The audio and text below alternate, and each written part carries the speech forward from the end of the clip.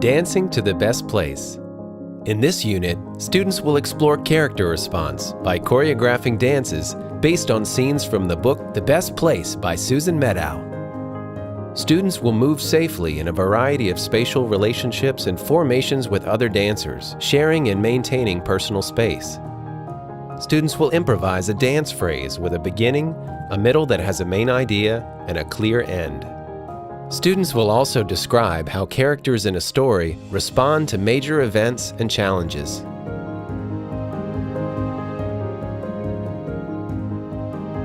So in this lesson, we use the story The Best Place, and we picked it because there were lots of different events, and you could see the actual facial expressions of the wolf in the story, and so it lent itself to the objective we had for the week. So they could go through the process of, here's an event, here's how they responded, and keep going so they got the concept in their head. So let's talk about the dance elements. So when we dance, in every dance that you see, you may see levels, right?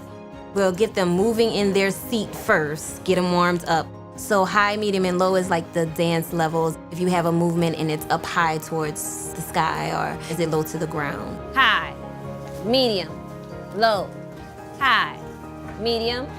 And then we'll transition to them actually standing up and getting them to know like their spatial awareness, like how is their body moving amongst other people, so it's not total chaos. Let me see you groove around your table. Move in shared space, moving through space. Go ahead and sway like you're a kite.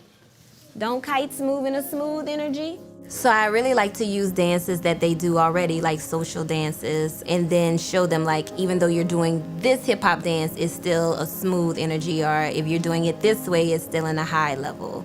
Let me see you dab. Dab. Good, that's sharp, right? Basically bringing in things they already know, so prior knowledge and comparing the two. I always like to do the robot dance because they really get goofy on the robot dance. And everybody participates in that. Yeah. All the dance elements that I went over with them today, space, energy, levels, direction, they will see it in any dance that they look at. All right, so now that we know all of our dance elements, we need to get our story down pat. So what is the title of our story? The Best Place. The Best Place. When we start our story, we always do close reading strategies. It's a school-wide strategy that everybody does to get the kids to dig deeper into the story, to understand what's going on. So they always box in their title so they know what the title is. We look for the illustrations in the story, they look for diagrams. They number all their paragraphs so that when we're talking about something, they can say, in paragraph 2, I found that the wolf was doing this. As the wolf is doing different things, we talk about, is that a major event or is that just something that happened in the story? So they pick out the major events in the story, and then we ask them, okay, how did the wolf act? The next day, he put his house up for sale. That's the major event that's happening in the story. How does he respond to him selling his house? Look at the picture. Happy. He looks happy. How do you know he's happy? There's a smile on his He has a face. smile on his face. So he is excited.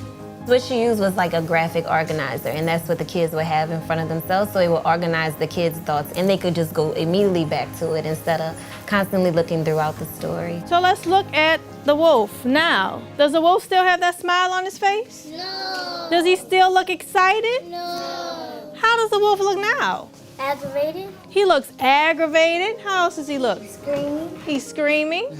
He's angry. He's very angry.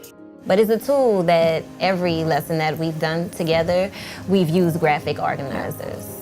So in the first column, it is the major event in the story. And then on the second column, it's how the characters reacted to that major event in the story. The objective of the lesson was a character's response to a major event, but now they get to actually see that on a paper and dance it. Yeah, so then it helps them to pick which scene they want to do. And so it's all in order, and so when they perform, they're like, okay, we want to be first, so we're going to pick this scene. We're moving smoothly through the water, right? When I say go, you're gonna switch to the wolf's response of traveling in Orinoco. Ready? 1, 2, 3, go. Go, go, go, faster, faster, freeze. We really try to focus on collaboration also and working as a team. Divide them into groups and throw them together and see what they're gonna do. We give them a little bit of constraints, but not a lot, because we really wanna see what they're gonna come up with. Today we did by tables, but sometimes we just pick some names like, okay, y'all to get together, because they're used to being with each other at the tables. They have to work it out. All right, is your movement sharp or smooth? Sorry. Because you're hopping? Show me how you hop. And look. And you can go to the down, and then you can go up. Are you gonna be happy that it's raining or are you gonna be sad that it's raining? Sad. He's So- gonna be sad. So we smiling? No. Y'all got it. Y'all So now y'all ready? For show day! They are so excited when they get to perform. We are the orange table and we are helping the wolf build the treehouse. So they know we're gonna go through a week long of all of this, but we get to actually perform at the end. And I think that's the beauty in it all too, because they could see what they did.